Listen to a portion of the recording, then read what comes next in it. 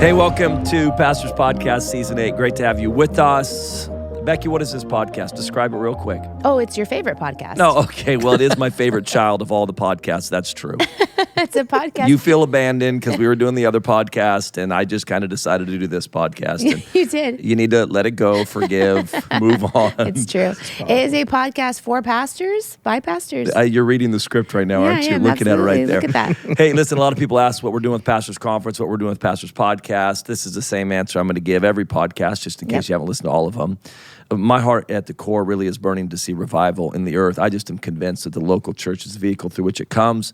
So we really want to come alongside, and this probably sounds cheesy, guys. We're all pastors, but I really do love and impressed by anybody who is going to lay their life down to serve people in cities and reach cities. So I think pastors, church leaders, or even volunteers, people that are in the trenches saying, hey, let's serve the body of Christ, and then let's have a vision to reach communities for Jesus. I just am like, so this podcast, awesome. The Pastor's Conference, which we are at right now, recording this during the Pastor's Conference. We do one in January in Sacramento. We do one in May in London. But it's really just to come alongside pastors, encourage them, strengthen them, equip them. I think there's something about, we'll talk about this, I'm going to introduce our guests in just a second, but I think there's something about when pastors get together and talk about life in church, because you just kind of understand, I don't know, we all have the same language and experience. Absolutely. Totally. Even if you're a mega church or a small church, you kind of have experiences that are so similar. So that's what we're all about. Great to have you with us. We've got some guests, some repeat guests, and a first-timer right here. Yeah, you've made it. First-timer. Isaac, this is it. Yeah, this is it. And Andrew would be able to say this because he's been on it, but Isaac, this is a little bit awkward, to be honest with you today, because this is your first time on here. I know that Pastor's Podcast, you don't ever miss one. That's why he's wearing a hat. If we had gear, you'd be wearing it. But your wife has already been on twice. Yes, yeah. She's already a two-timer on the Pastor's Podcast. So women in ministry. That's really fan. You're taking credit for it. Well, I really like to. It's all him. It's all yeah, whatever. Hey, why don't you? Let's go around real quick. Introduce yourself. Let people know where you're pastoring, who you are, and also. Here's what I'm asking pretty much every pastor on season 8. Okay. Where you're pastoring, did you plant it? Did you take it? Yeah. And then if I was to come to your church, and I was to steal one thing that you do really well and bring it back, what would that be? Yeah, so Isaac, Maddox, Activate Church. Carrie's husband. Carrie's husband. I help her fish when I can, and Carrie. Guys, this is wild. I'm going to interrupt real quick, and this is 40. Do you know his wife actually has a whole really popular Instagram account of fishing? That's amazing. She's from Alaska, and I follow her, and she's just constantly in the water and showing fish. And that is amazing. Do you fish at all, though? Yeah, I do. It's just Alaska, the fish are there. If you don't catch fish, something's wrong. Anybody can have an Instagram account. I actually have a story of not catching any fish in Alaska. And we have guides. But we have guides. Do you have a guide? Wait, do you really? You were fishing in Alaska, didn't catch anything? Oh, yeah. Me and Christina were dating. My wife's from Alaska. That's right. And she's Alaska native. She is proud Alaskan. That's right. That's right. And we're fishing. Yeah. And everybody around me is just raking them in. Killing this it. 6-year-old little girl is just raking them in right next to me, and I catch nothing. Was it salmon? The only thing I did catch that day was we were fishing with her dad, and her dad goes to fling back, and a hook hooks me right in the back of the head. That's weird. That's horrible. So that's my Alaska fishing story. They were like, don't marry this guy, Christina. Did she kind of look at you and go, I don't know if this is going to work? No, man, I got game, bro. That's not. I can play ball. I can play ball. Okay, then. All right. So yes, my wife, and then got 2 boys, and we started in our house, man, 12 years ago. Where? In the house, Camas, Washington. Camas, Washington. Camas, Vancouver, Portland. I go to your church. I steal one thing that you do really well. What is it? I don't know. I mean, I think your humility. It sounds like. Yeah, I just try to. I think there's a cool culture, a genuine culture of love and hospitality and people. So I don't think there's a whole lot of fake in the sense of the conversations. That's a better answer than your wife's. You know what your wife's was? Yeah, worship leader or something. Big events. Oh, big events? Citywide events. Oh. She goes, she's like, good. we do citywide events really good. Yeah. I was like, all right. I think it's great. What's wrong with that answer? There's not any. Carrie, if you're listening right now, forgive me. There's nothing wrong with that answer. Love but you, you got a little darling. bit more spirituality. You're like, we love people really well, and Well, yeah, we're a recovering YWAMer, man. Yeah, so, that's how it is. Yeah, we right get in there. the community. Well, it's great to have you, Isaac. Thanks, man. Andrew. Yep. Andrew Gard, pastor of Grace City Church in Lakeland, Florida, with my amazing wife, Christina. And we love it. We planted it nine and a half years ago. So, coming up on 10 years this year in September. And so we love it, having a great time. Come on. And it's still a thing. So that's great. I steal one thing. Well, there's quite a bit that I stole when I come to your church, but I think you do a lot of good stuff. But what's the one thing you'd say, hey, this right here we do really well? I think the leadership development component of pouring kind of our model of ministry and Christ's passion for the world and the church. I think putting that in 18 to 25-year-olds, I think is something that we do well. I mean, we hire from within pretty much exclusively. And now what's fun for me is I'm seeing it reproduced from people that I've been doing this with for the last 20 years. Now there's a generation under them and a generation under them. So it's getting really, really fun. Really quick, tell the story about how many staff you had when you hit 1,000 people. We had nobody, myself included, was not receiving a paycheck from the church. And you had 1,000. And we were They running grew 1,000 to people. 1,000 people. This is leadership development 101, though. I mean, this is the Wow. ability to rally volunteers and Yeah. create teams. They grew to 1,000 people. I'm telling your story right now to Becky. That's who's staying amazing. behind me. Yeah. And then I came on staff. Yeah. That's 1,000 people. Yeah. amazing. How you planted? So how long did that take? Do you know? Do you We remember? were 1,000 people in 4 months. Yeah. Oh, Okay, my nobody gosh. wants to hear your story. All right. Becky, next. Yeah. Yeah, we're, That's P.S. wild. They just asked me that. I didn't just whatever. volunteer those. We're here to those- encourage Wild. pastors. We're here to encourage Feel pastors, encouraged. not discourage them. Isaac. Why'd you bring need- on the anomaly? Yeah, you need a minute, Isaac. You need a minute. I think I'll find a place to pray. Find my soul. My goodness. funny. I'm going to ask Jesus. Becky a question. Can I ask you guys a question? Yeah. Both of you are the Pacific Northwest. Yeah. You originally are from Yep. the P&W. What is it unique about? I mean, everybody kind of talks about the Pacific Northwest, how it's really not churched, and like, Yeah. what did you learn coming from there, going to Florida, and then for you, what's as you kind of are ministering up there? For those that are outside the country, Yeah. Pacific Northwest would be Seattle, Portland, Yeah. that kind of Oregon, Yeah. Washington. Yeah. What would you learn coming from there to Florida? Yeah, I mean, I think people are people, and I think people have the same kind of innate desires, and so I mean, I was born and raised there kind of my whole life, so it's just kind of what I knew. And even when we came down to Florida, we pretty much kind of did what we were doing in the Pacific Northwest. And kind of were able to replicate it. Because I do think at the end of the day, people have the same desires, the same Sure. longings. And so, I mean, it's great. Other than, You just came to social Christianity versus non-social Christianity. I mean, does that make sense? I Yeah. mean, you're in the Pacific Northwest. It's not really social Christianity. like up the first there. time I ever heard the gospel, I was 17. Yeah. I'd Wow. never heard Yeah, Christ so crucified. Yeah, or it's that. it's Wow. not integrated into the social construct of the place. But Right. when you go to the South, did that frustrate you on the South? That kind of social No, Christianity. because there's pros and cons to both. Yeah. yeah. Because So you go to 1,000 in 4 months. Pro. because there's pros and cons to both. just kidding. Because there's an element of people that come in and they don't have any baggage and any residue, and that's in some ways can be easier from building from the ground up. Yeah, Right. totally. Rather than going, I have to Sure. undo Sure. what happened to you when you were 9, 10, 11. Yeah. Yes. And then help restructure something on that. So they just have pros and That's cons. interesting. Yeah. And That's so, fascinating. Yeah. Yeah, I think people are people. I think the history of our area, you can get into it and geek out on. I think we have the most like Bible college per capita and less churches. So there might be like this old school, a lot of knowledge, not a lot of practical Interesting, man. churches and not, Sure. outreach. But I think the lack of church plants in the last 15 years, just you kind of feel alone in the sense of just the churches that people have are, and again, nothing against the churches that are 75 years old, maybe not spirit-filled. Yeah. But the experience was not great, and so their trust in church is not there. But just the culture, man. I mean, we reached 1,000 people in 4 months. They just didn't stay. Yeah. So no, but you reached. We lost 900 in 5 months. Yeah, but it was the back door. But it just the culture. You just reach first generation people, and there's not a church thing, and their Sundays are just, just filled up with all these other things. So just breaking through some of those. Hey, come to church. Come to church. Yeah, and totally. obviously then COVID. We were year 6 when we hit COVID.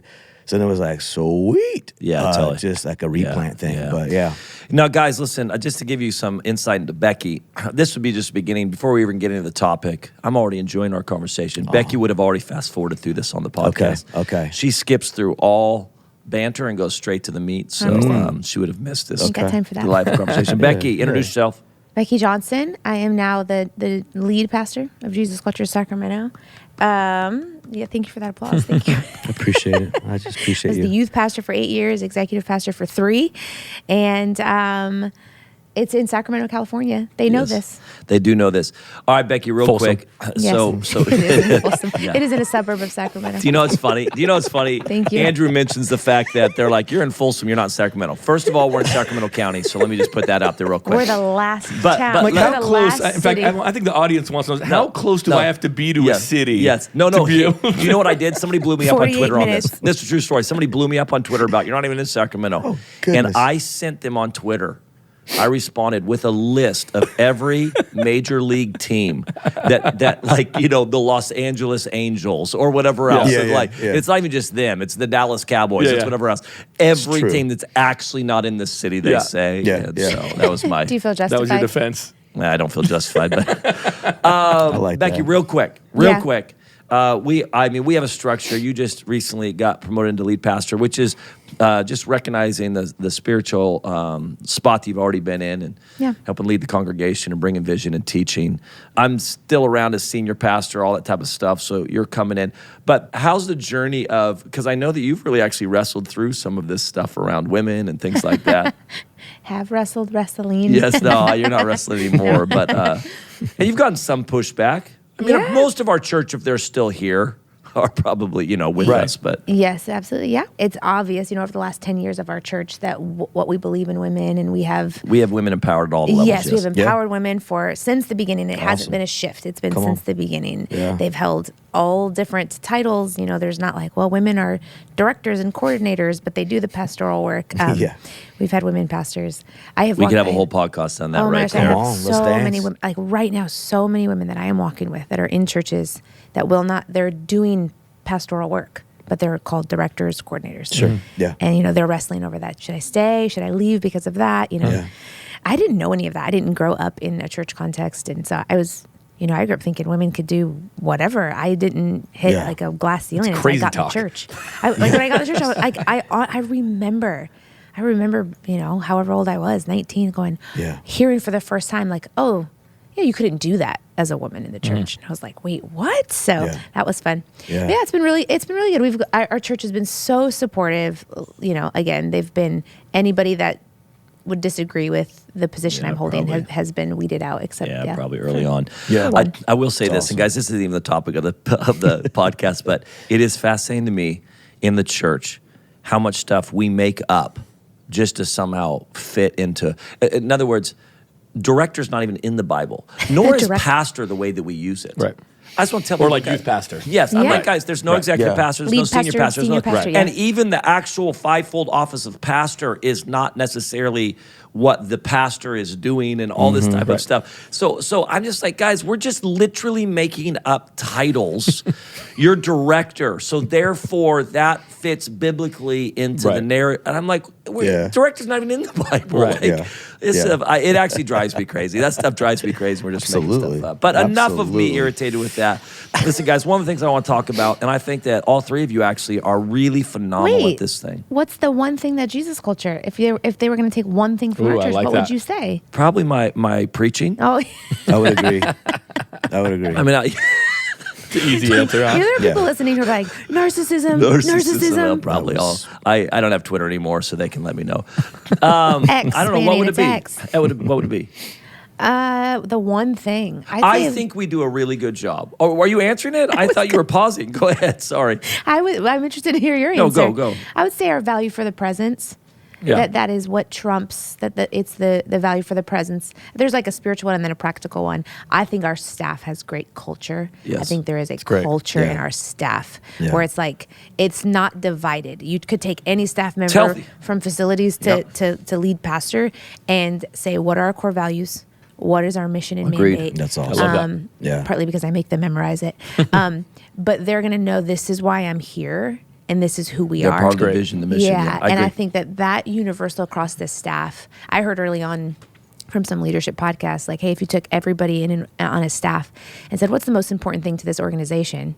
most organizations, everyone's going to give you a different answer. And that's why there's not cohesive. Yeah. That's why there's not cohesion on teams. Yeah. So I took that and I thought, okay, I need to get them lined up on what is the most important thing. It's great. It's awesome. So that they're all answering the same thing. And to watch that affect, how that has affected our culture, our productivity, our vision, it's been really cool. I would agree with everything you said. I would maybe say as well, I think we have a good combination of, we are very passionate about God, burning for revival, but don't take ourselves too serious. Yeah, Yeah. it's true. I agree. You guys, You know do what I'm that saying? very, very well. We're going after revival, but also very much don't take ourselves too serious. We love to have fun. Yes. Like are pretty real. You know what I'm saying? So I think that probably is something that I think we do well. We've probably it's always unique. done it well. I remember years ago, I mean, guys, when we were traveling around the world and we would be always praying for the sick. I mean, we've seen radical healings. I mean, it's crazy radical healings on the road. But they were used to kind of, and this isn't against Benny Hinn, but I'm saying it was used to kind of more like a choir, very serious, and line people up. And we're like on stage joking, sarcastic, and guys are they're sharing testimonies of healings. And that's awesome. what people were like, I don't know where to put this right now. I don't know where to put that, like, people are getting healed and encountering God in the worship, and then you're kind of just enjoying it. So I think we do that well. Yeah. Hey guys, here's what I think you guys do really well that I want to talk about. One of the things walking with pastors, as all of you guys do, is the ability to stay in a place of real fresh vision as a leader. I don't know how to describe it except for I can just feel I have an edge in a good way. It's just I got that edge, that vision. I'm walking in vision. I've got clarity on vision. I'm bringing vision. But then also the ability to really get our people to engage in what God has called us to and to where we're going and the engagement piece. So this can be very broad. I just want to have this conversation. Can you guys just talk through what are some of the reasons why pastors fall out of vision? Like, why do pastors get into a place where maybe that vision isn't burning as bright or as clear? And then how do they get to that place? How do they stay in that place? And then how do we create a culture where the people are engaged? I want to get rid of the 80-20 principle. I think the 80-20 principle we shouldn't accept it in the church, but we kind of are like 20% of our people are engaged in giving and serving, and that's not across the board, obviously, but I'm like, how do we actually see, no. We've actually created cultures where people are locked in on what God's called us to and what God's called them to, and they're engaged in it. Those are very big questions. But I would love if we were sitting in a room right now and there's 20 pastors here, I'd say, what is it that you would have a conversation with them about? I think you just, honestly, I think as a visionary, and even if you aren't, you see something that Jesus culture does, you're like, hey, let's do that. That's vision. You're being exposed to something. Or it's internal. God shows you something. But typically as a visionary, honestly, you just get worn out by being embarrassed. I mean, think about God. He didn't change the message. We're land of milk and honey. Yes. It's like he didn't change it. And that milk is going to be a little bit, and there's going to be some cheese. It's milk and honey. It's milk and honey. Don't grow weary. And I'm a visionary, but I get embarrassed. It's a great word. Like, it's the same thing I've been preaching. Yes. Wow. Yeah, it's just like, so just be strong in that. They need vision. We all know. I don't know if you've heard of Proverbs 29:18, but it's without a vision, people perish. It's like one of the famous, but still, every day I need vision. I need someone to remind me, God's good. What do we, at conference, we come in and it's vision, it's worship. It's the same thing. So don't grow weary and just. That's an interesting thought, because I know that some of the guys, Bill, Reinhard Bonnke, they literally don't ever change the subject. Yeah. Bill says I have one message that's 80 hours long. Yeah, it's been 30. It's been 30 years now. Yeah. that I've been with Bill, and literally, I remember he was telling a story one time in his church in Weaverville, a small church in this small community. And a guy came up to him and said, "Hey, listen, I don't know." He said the last 20 Sundays, I've been tracking, and 18 out of the 20 Sundays you've talked on a revival. And Bill goes, he was trying to say, like, change it up. Bill goes, "Thank you so much for letting me know that I missed 2 Sundays," But it is, and Reinhardt was the same way. When I'd be with Reinhardt, like, he was locked in. He was not. That's an interesting thing. Like, just feeling the pressure to change constantly. Like, and it's probably pressure too because of social media. Social people. media. It's just like the ADD nature of culture is like something different. I need something new, something. And you kind of, you can feel that pressure too. Yeah, I think Chase is our worship pastor. Who we love. We love Chase. And we know Chase listening. We love you, Chase. Listening. Him and I have been doing ministry together for 20 years now, which is kind of wild. That's awesome. And we'll look at each other. We have this phrase that we use, right? We've been doing ministry 20 years. And it doesn't matter. We just had a groundbreaking ceremony this last Saturday, conference. Yes. We're at doing conferences or church, great Sunday, whatever. We just look at each other and go, same old, same old. We've been doing it for 20 years. It's and totally we say true. it in a really endearing way. I love that. It's our reminder to ourselves of going, this is what we've been doing together for 20 years. Same old, same old. And so I think for me, the challenge is not, oh man, I need fresh vision, like a new vision. It's I need fresh ways to communicate a timeless vision. That's it. There you go. That's what I need. Yeah. You're locked in on the mandate God's given you. Correct. Yeah. So I need fresh ways to communicate it's a great this word. timeless thing. And I think there's a lot of things that can get you on your heels on that. Like probably all of us have had moments in our leadership where maybe seasons where we go, how come I'm not as assertive as I was in this season? How come I'm pausing? I had a season where, and I am not a passive person, and for some reason I had a stretch where it was like, why am I having such a difficult time making simple, assertive decisions? And I think there can always be things that get you on your heels. I know COVID. Yeah, you get the had wind us knocked out of you. All on our heels, and it was like, oh man, we got to get back on our toes again. I think you can have somebody that's awesome in the church leave for disgruntled reasons, whatever the case may be. And I think you got to constantly remind yourself that, man, this is a long game. Yeah. This is a long game. You're going to take wins. You're going to take L's. That's it. And I think we live in a culture now that just doesn't know how to hold an L. Yeah, 100%. We just have a culture now. It's like, take the loss. Yeah. It's a loss. Sometimes you made a mistake. Believe it or not, as a leader, you make mistakes.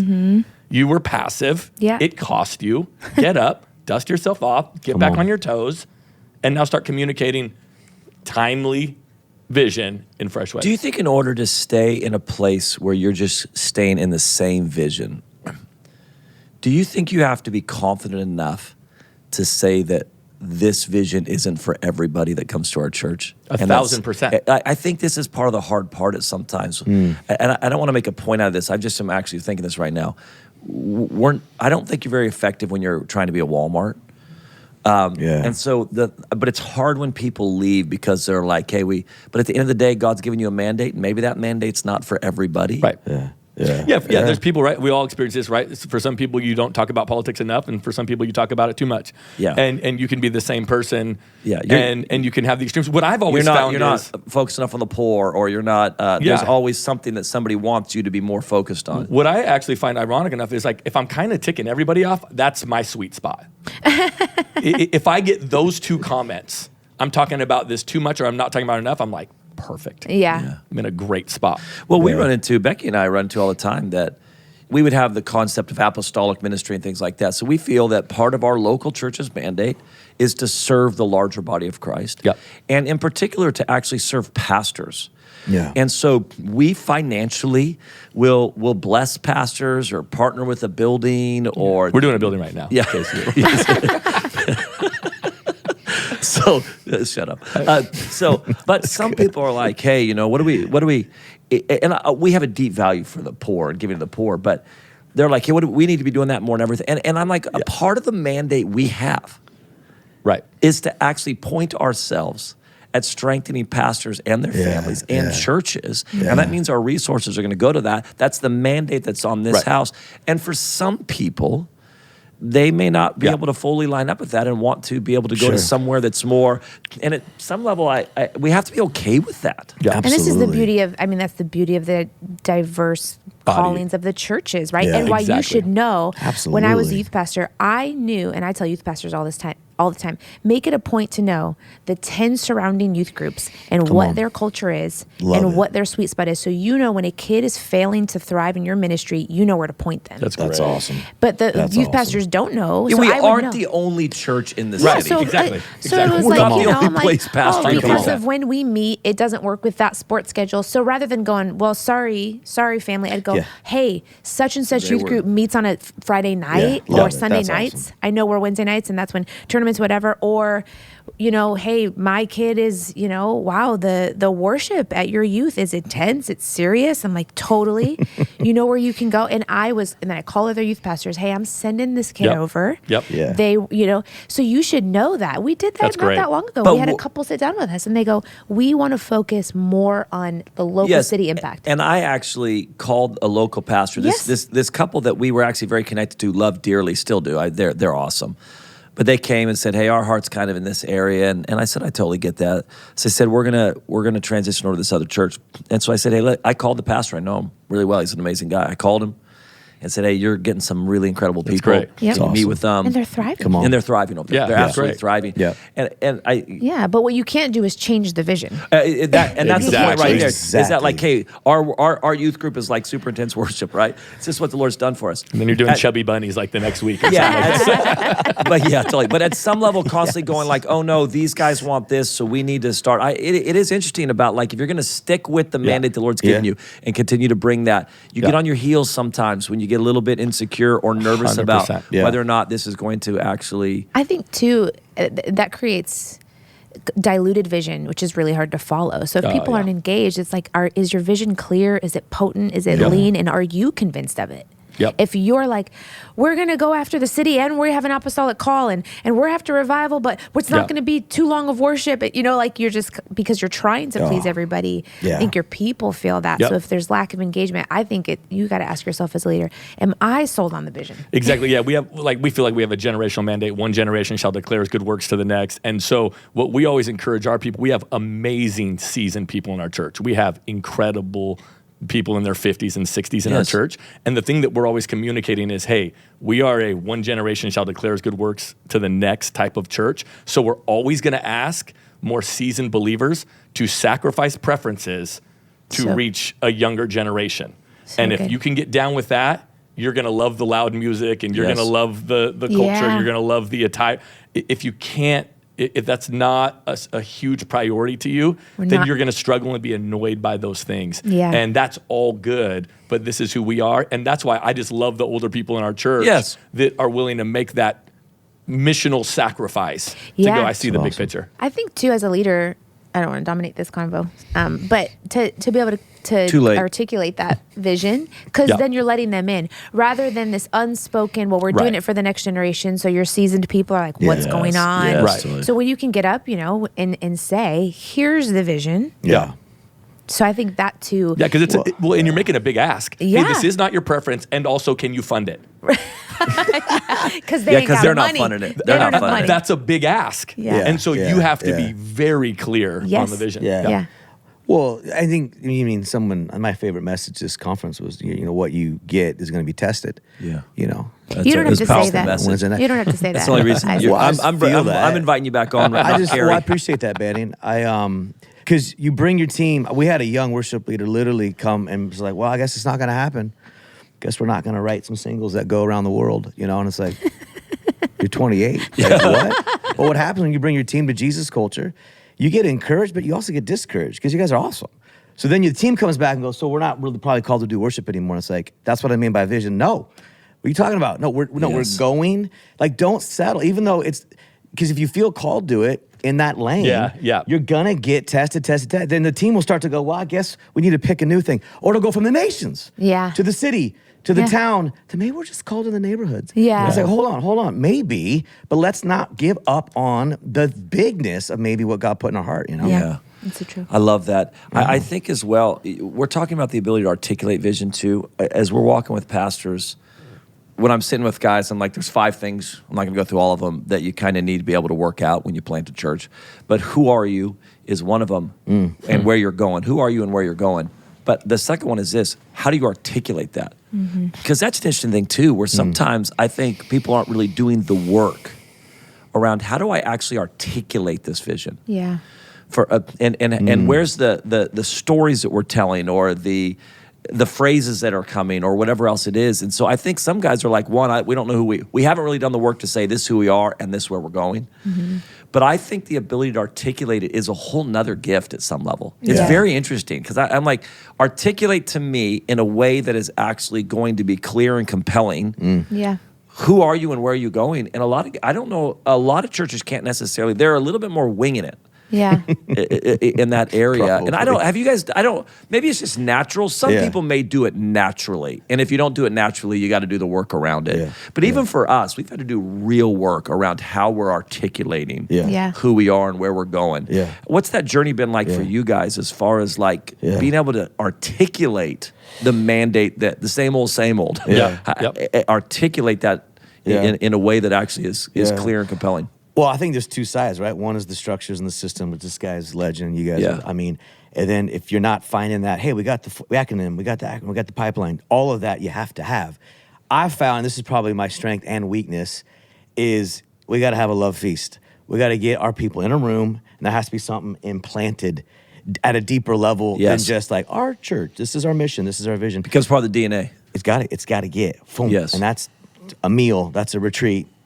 Or an advance, or whatever you want to call it, but it's got to be something implanted in the heart, or else it's just we're memorizing stuff. So. Don't lose your thought real quick, Andrew. That right there, I think, is bigger than. I need people to hear that, because I think people carry vision and people reproduce vision. Yeah. This is where I think it goes from a community. So I think church goes from crowd to community to family. And crowd is kind of disconnected. Community's like, we're here around a common something. Family is where you're beginning to reproduce the actual vision of what's happening. Yeah. But that takes real time and real intentionality. Yeah. And I think it's what Paul said in the Message translation around, I don't need a letter of recommendation. You're the letter written in our hearts. Right. At some level, I wanted to tell our leaders, I'm like, when somebody says, what's your vision for worship? I don't want to give them a statement. I want to point to a person and say, you want to know what we believe about worship? Watch them. Yeah. They're the letter. But that takes real time and intentionality and pouring into. Yeah, that's good. Yeah, I think a couple of things. One, it's knowing who you're not sure is helpful. That's really good. And so, going, okay, we know who we're not. The other thing that is huge is you got to eliminate, when you're developing your vision, because you're going to go, well, are we going to do this? Well, yeah. Well, yeah.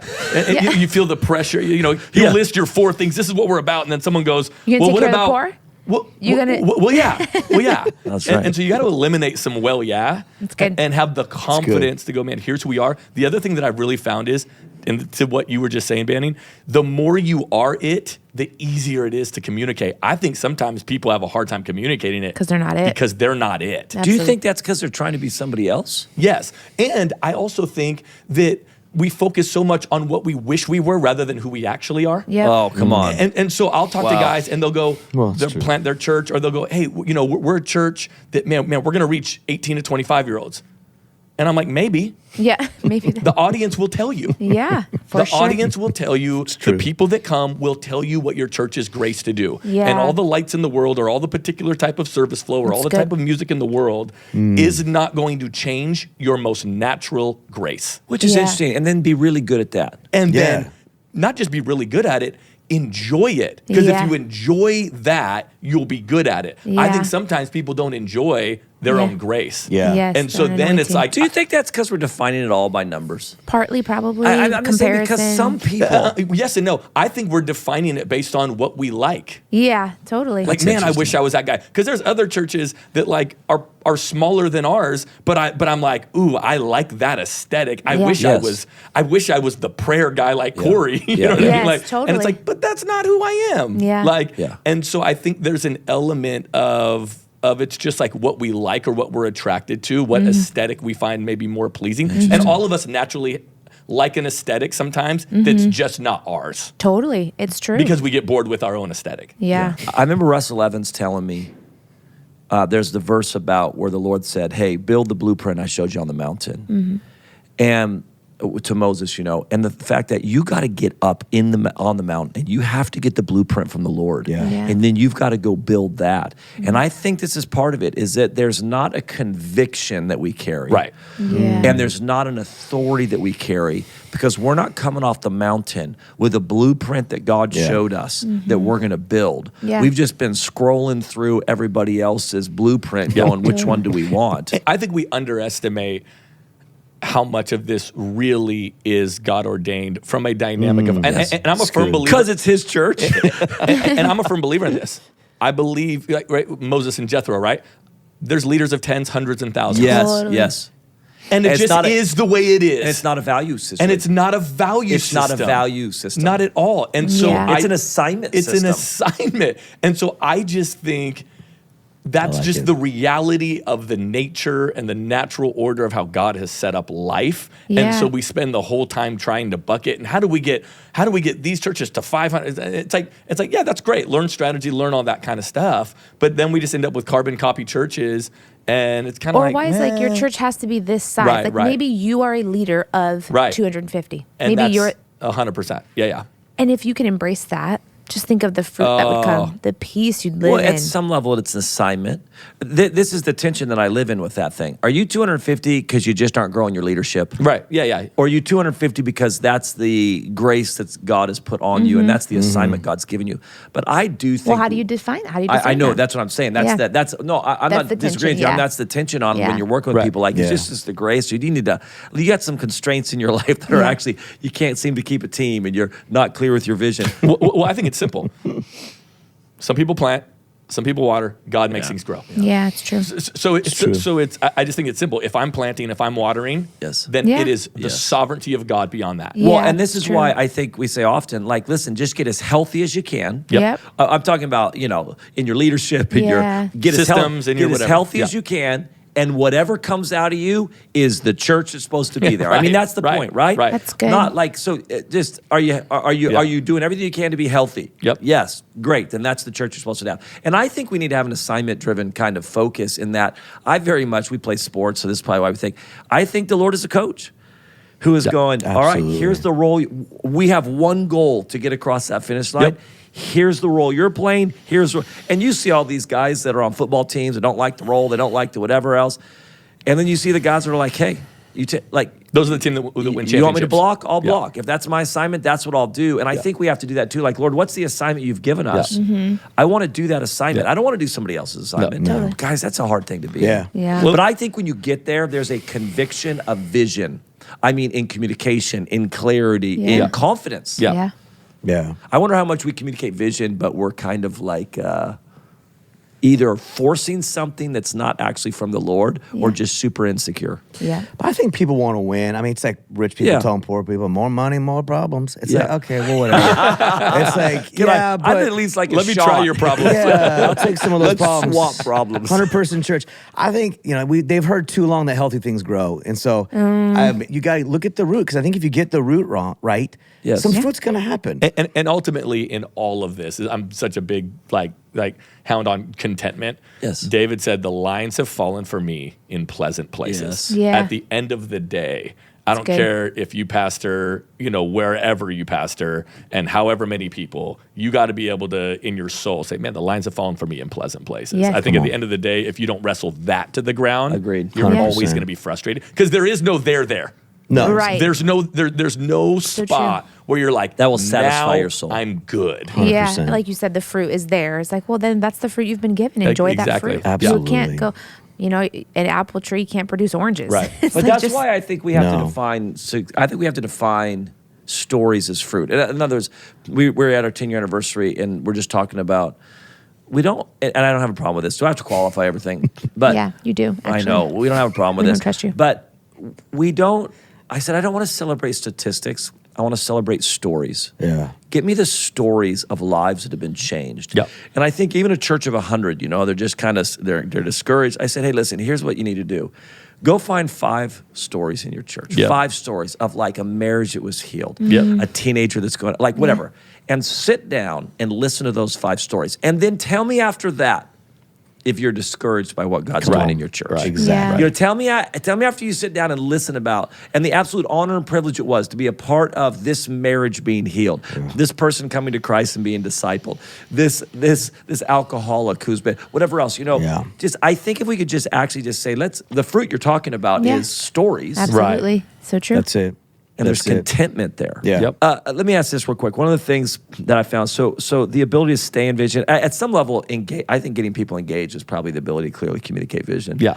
I guess as we're talking. And that conviction piece, like you said, you And know, the you hear conviction piece. when you can smell it. Like when people are talking and you're like, you don't believe what you're saying. Yeah. Versus when someone gets up with conviction, you're like, Whoa. wow. true. I mean, that's just the difference maker. And so Yeah, this is that what the questions that I was mentioning before is, who are you, where you're going? How do you communicate that? How do people connect into that? Mm-hmm. And then how do you raise up leaders who reproduce it, you know?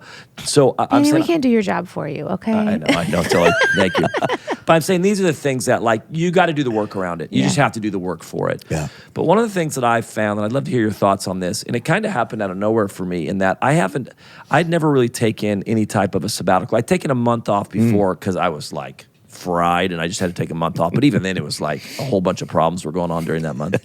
Always. So 2 summers ago, I just said, hey guys, I'm going to take 3.5 months off. I'm going to take the summer off. You had a nice sabbatical in COVID.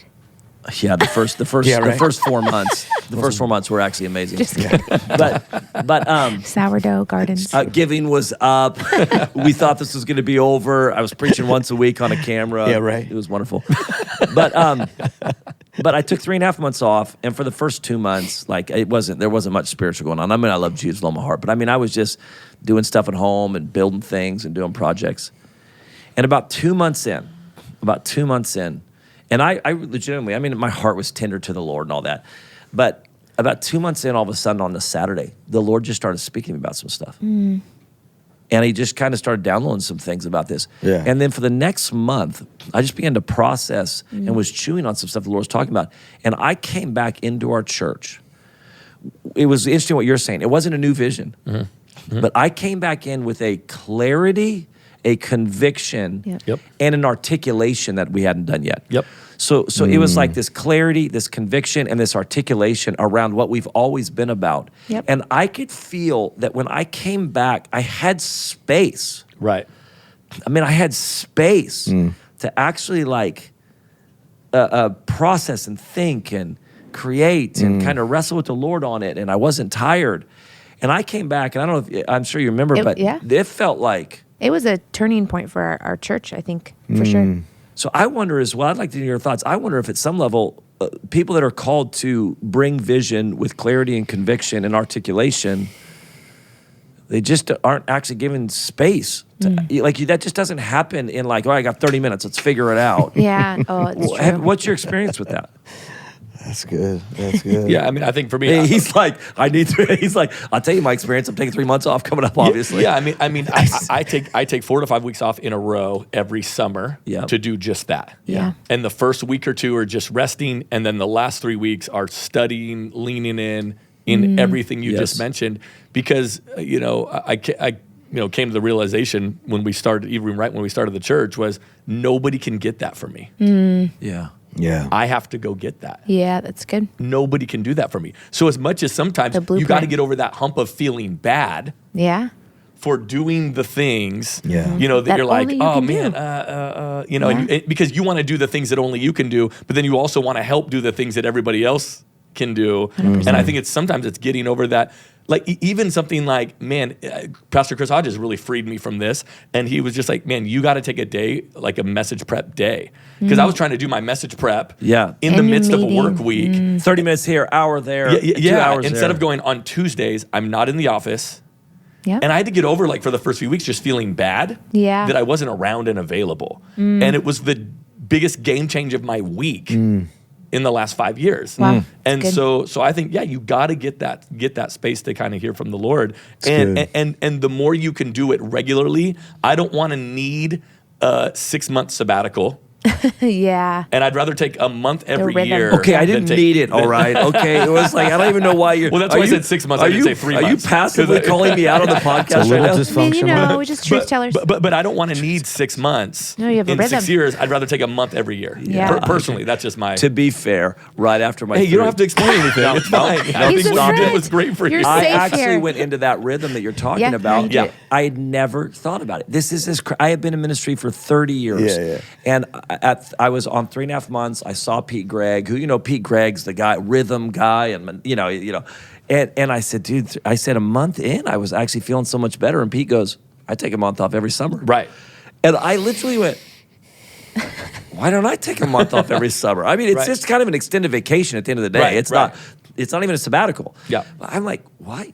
I could take a month off every summer. Why am I not taking a month off every summer? And so after the next summer, I took a month off. Yep. Yeah. And we invite the church into that with us. So we say, we have like strategic videos that we're showing, hey guys, this particular week, I'm going to be praying specifically about this. That's Can cool. you be praying with me amazing. about this? And so we have like 4 videos that we show about specific prayer emphasis that me and Christina are praying through that week. That's really And so we cool. bring the church along for the ride. And so the good. church actually goes, oh, this is great. And when we come back, you can feel like, oh, Yeah, here we go. Wow. Amazing. And now it's like this whole big thing that our body participates in. That's awesome. Isaac, Yeah. closing thoughts. And then Becky. I think it's hard to Sabbath because we live in a generation that seems to want to Sabbath like every day. And so growing a church. Oh, no, it's this young generation sometimes. I'm like, I love you guys, right? But you work the weekend. You don't need 3 days off. Everybody's looking for rest. Everyone's reading a book on rest. So it's like, come on, guys, someone's got to do the work here. But Your staff is Sabbathing. I did sounds at so the healthy. office. Yeah. You're answering the email. I know. I'm just like, come on, guys, we got to work here. The Sabbath That's was funny. given to these farmers. That We're only working all the talking to time. senior leaders. All the other people, you don't get a Sabbath. No, I think the once a month thing is once a month. A month a year is awesome. And then, be a little. And we're talking about for people that are visionaries. I'm not. Yeah. I have no problem however you set up your structure. But we were talking about how do I stay in that place of fresh vision? Yeah. I have to have You have to. space. No, I I think the have to month have is a rest. good- I have to be able to process. So we are I think it's a healthy practice across the board. But if Yep. you're going to stay in a place of vision, Absolutely. And then fight for that, that weekly routine, There's that tension, like, this is a little too restful each week. And I'm like, man, someone bought me a golf membership early on. I felt kind of bad. Because, again, you don't want to get a phone call from someone and you're like, sorry, I got to tee off. Hold on. Yeah, hold on. Do some more. I'm multitasking.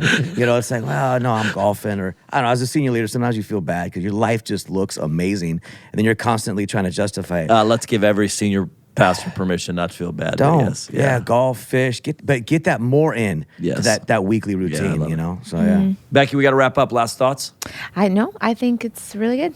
Everything you Maybe guys the said, it would just be best reiterating. podcast ever. I do think, when you're same with like you're in the natural, when you're tired, when you're exhausted, you don't see right. You're like, nobody true. wants you like behind the wheel. You're like, oh, I'm so exhausted and drowsy. And so it's like spiritually, when you're exhausted and you're just running on empty, and you're like, why is my church engaged? Man, they don't know where we're going. It's like, well, just to take a look at yourself as a leader, and make sure you're rested, make sure you're internally healthy, and doing all the things you need to do so that you can come in potent. And I love what you said, Drew. The 80-20 even, like it's not their job to bring vision. Right.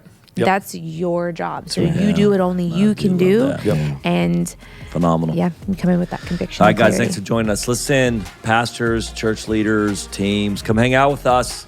We're here in Sacramento or Folsom. Thank you. Or London. Yeah. We're here in Sacramento in January, and coming up May, we're going to be in London. We'd love to have you out.